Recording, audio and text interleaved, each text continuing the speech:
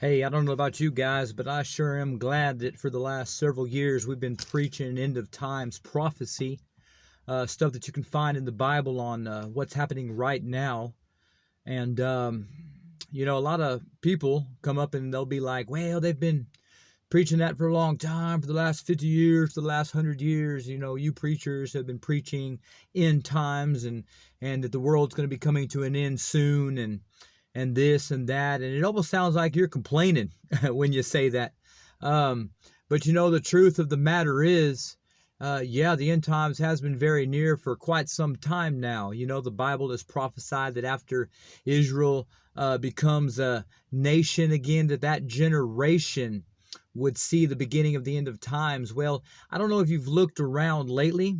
I can't guarantee you that this is the beginning of end of times, but I can guarantee you a few things. Number one, there are several pestilences going around, just like this COVID-19, aka coronavirus, that's going around. That doesn't sound too good to be true. I know that's a pestilence. I know that there's other things. I know people have been complaining to me about bed bugs and cockroaches and all kinds of infestations and just a lot of chaos going on right now. And I don't know. Maybe that is something that we brought upon ourselves. Maybe we have allowed ourselves to get too unclean. Maybe we, that might be it. I'm not sure. But the one thing that I am for sure of is that times out there are crazy. And the one thing that everybody needs to know right now is the time for the Christian, all right, to quit faking it. Okay. There's some hypocrites out there that just continue to put on a good front like they're righteous and holy and redeemed. And I'm not saying, okay, that I'm any better than them. Okay. But what I'm saying is, I give myself a few self-evaluations, and I ask God to search me over because I don't know what is in store for me right now, but I know good and well that I don't want to be left behind, okay? I don't want to be the one that suffers the wrath of the second death, God's hellfire. I don't want to be a useless branch that's not producing any good fruit and just thrown in the fire. I don't want that for myself. I don't want that for my friends, my family, okay? I'm encouraging everybody right now, okay? We need to quit faking it, man. We've been acting all holy for a long time. We've been lifting up hands that aren't holy. We've been failing to get to the altar and asking God to forgive us. We have been letting the Lord down. And right now, more than ever, if we're not useful in what God is doing, if we don't have a purpose right now in these end times, I don't see any reason for Him to keep us here. Okay, I see no reason. If there's something in my life that's just sitting in storage. I've been saving it for a rainy day, and I've never brought it out ever to even use it. What need do I have for that? That's just kind of there on the back burner, just waiting to be thrown away anyway. I don't want to end up like that. I don't want any of you guys to end up like that either. I'm encouraging people. Okay, we need to be on fire right now. We need to be the church, the people that is loving our neighbors, okay, that are doing what we can to help each other, and stop freaking out, man. You know what panic does? Panic causes the person next to you to panic.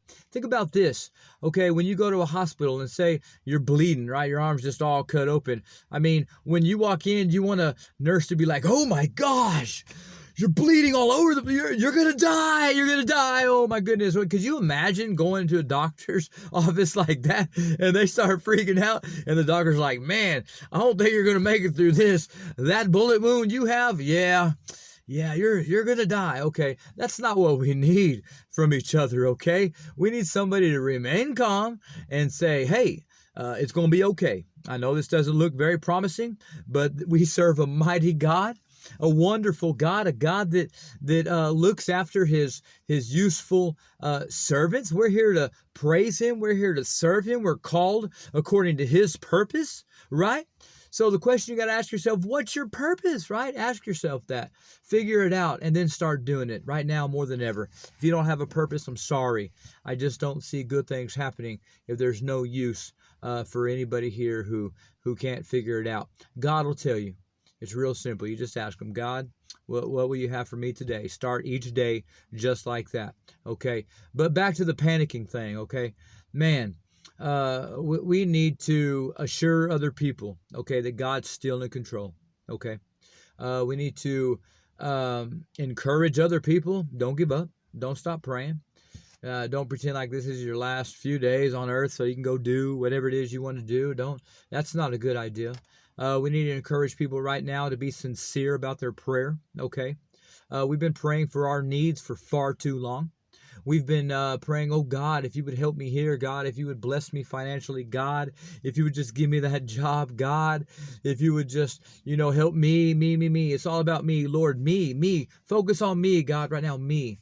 That's not always the best thing. Okay, what we need to do right now is focus on our neighbors and our friends. We need to focus our prayer against this plague of a virus that's going around right now, that God can stop at any time. You think if God didn't want to, that he couldn't just say, all right, coronavirus over, whew, gone. There it is, done. Boy, that was simple. That's all he had to do, right? But I'm wondering how many people it's going to take to pray for that before God answers. I'm wondering how many that he's going to call to pray against these plagues that are going to be coming up against us.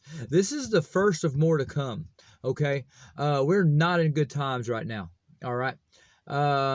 They're already shutting down restaurants. It's state mandated, okay? You're not going to be able to sit down and dine anymore. The shelves in the grocery store are emptying. There's things that people are stocking up on in preparation that they may not be able to get out anymore. I'm not saying that's a bad thing. Go ahead, prepare yourselves, your family. We have to. That just gives you comfort, okay? I don't expect to die, but I don't know when. I believe I'll live past 70, life expectancy for a male, it's a little past that. But still, just in case, I got a life insurance policy, okay? And, it's like just in case, okay? Just in case they wipe out the shelves and you can't make it to the store, it's good to have a little bit of provisions stocked up.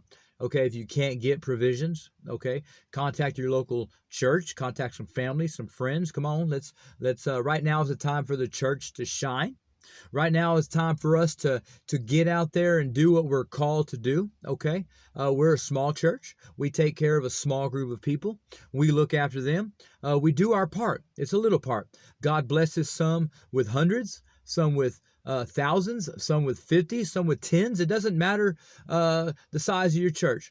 But what matters is, what are you going to do with a little bit God has given you? It's just like anything in your life, okay? Anything that you have. If God's given you a minimum wage job, how are you going to honor that $7.25 an hour or whatever it is, okay? So we got to do it. You got to do a good job on everything that he gives you, okay?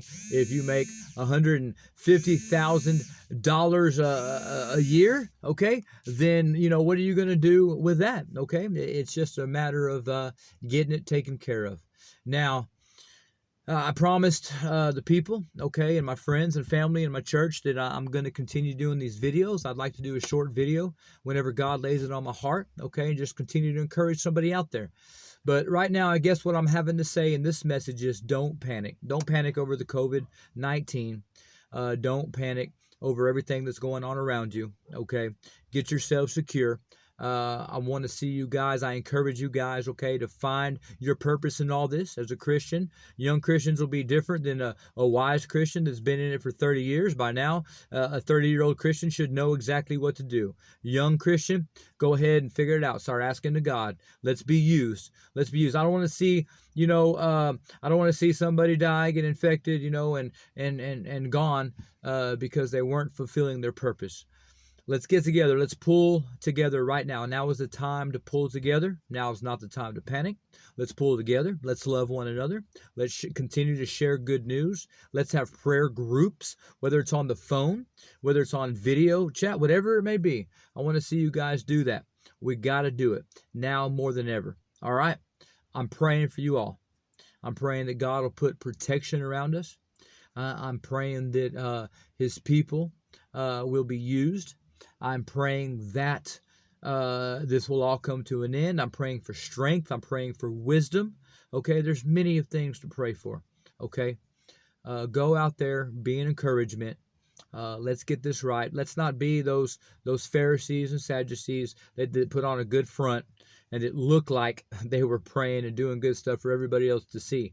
That's not going to get you into heaven. Okay, uh, the Bible's clear. Okay, when you pray in secret, the Lord will reward you openly. Okay, when you fast in private, okay, the Lord rewards you. You don't need to let anybody know. Okay, but what you need to do is let God know that you're sincere about your prayer. You speak from your heart. Let's pull together, guys. Come on. I love you all. The time for it's no big deal is over. Okay, this is a big deal, not the virus, the fact that we need to pray and unite together. Okay, guys, get prepared. I love y'all. Have a wonderful evening. I will see you again next time here on Real Road Ministries.